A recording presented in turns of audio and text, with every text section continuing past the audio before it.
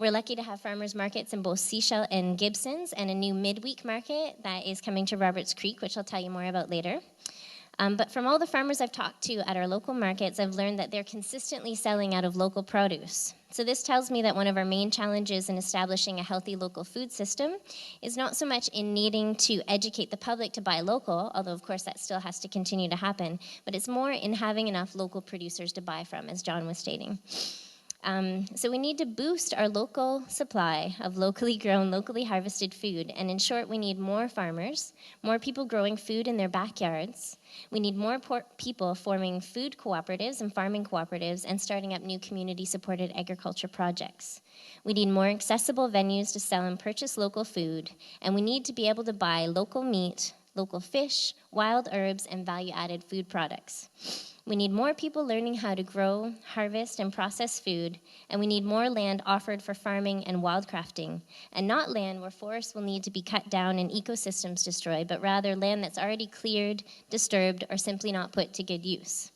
Municipal lands, crown lands, the lawns of public service buildings, we need to implement a culture of edible landscapes. So most importantly, though, since we're speaking to a room of people who are also involved in policy here, we need our local policymakers to consider at all times how each and every one of your decisions on everything from environment to transportation to trade can make a positive, lasting impact on our local food system. So whatever the actions we choose to take, it's beneficial to consider what are described as the three steps towards community food security.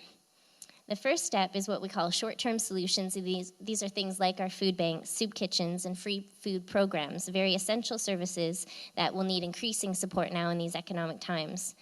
I'm just going to reference Joanna Macy, who's an author and eco-philosopher. She also has what she calls the 3 steps towards social transformation. And she calls these first steps holding actions because they are actions that stop or slow down the damage. So they're the first kind of emergency steps.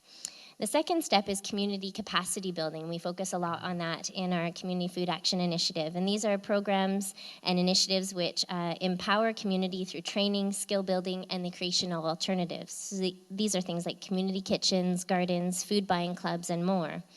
And this relates to Macy's second level of transformation, which is analyzing the underlying causes of our challenge and the creation of practical, useful solutions.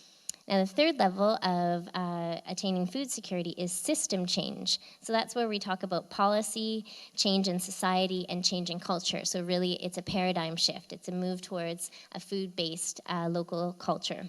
Most obvious are policies which mandate support of local food systems, processes like our official community plans, having an agricultural advisory committee, food policy councils, and having restaurants and local retailers who buy local over imported food wherever possible. This stage of food security is referred to as shifts in values and consciousness, and it's the last essential step in social transformation, because without the shifts in our values, then all the changes we can make with community capacity building won't be sustainable in the long term. So thinking about these 3 levels helps us ensure that we address both our immediate short-term emergencies as well as focusing on creating lasting change. If I were to sum up what I think we could do most effectively, just some ideas to put our energy towards creating this kind of lasting transformation, I pare it down to 4 main areas of action.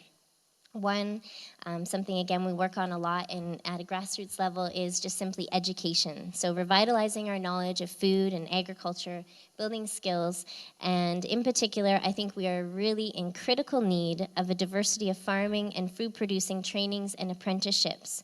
We need, these would have multiple benefits to our food system because farmers and producers would gain dedicated labor. Students would gain experience and possibly financial support to study, and our communities would be helping to train the people who, in turn, would end up feeding us. The second main area of action is in land use and access to land. And it's really important that we're able to provide free or affordable access to land for the purposes of community food production. We need positive tax incentives for farmers, of course, and we need more land in the ALR. But what this also involves is protecting our ecosystems, not just to preserve wild foods, although that's very important, but also because a healthy local environment is what makes for healthy local farms and healthy people. So we're thinking about watershed, about wildlife, about beneficial insect habitat. We need a really healthy local food, local ecosystem to support our local food system.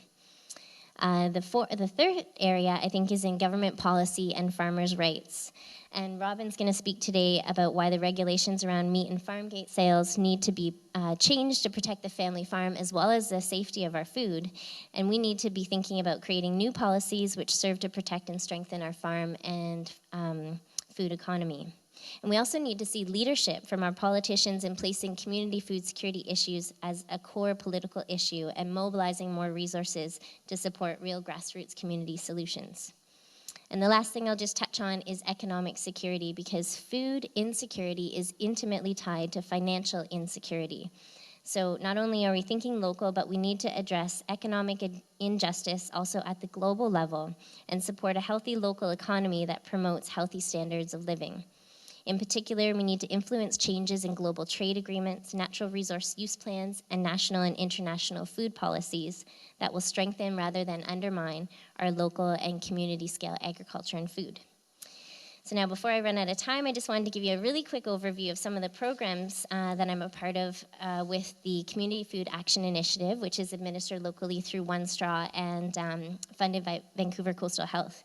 And I was mentioning earlier, we have a new midweek farmers market happening right here at the hall on the grounds on Wednesday nights, and that's starting on June 24th. So I hope to see you all out. It's going to be local, sustainably grown produce, or people will have a really good explanation of why it's not.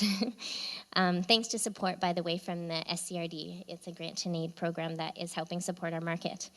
We also have a program called the Grow Your Own Dinner Project, which is a garden mentorship program which helps new and experienced gardeners to grow food.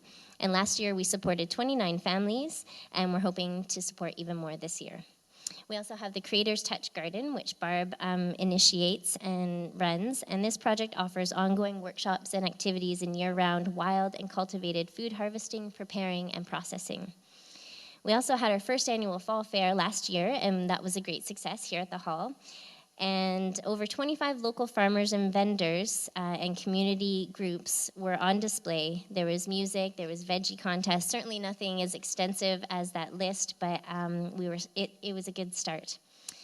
And so there's much more, but I'm running out of time. So just to close, I want to say thank you again for everyone here for participating and for all those who organized this forum. I think it's a really good step in the right direction, and I hope that each one of us comes away from this day filled with ideas and inspiration and a real dedication to concrete actions we can take to make the Sunshine Coast a model of community food security.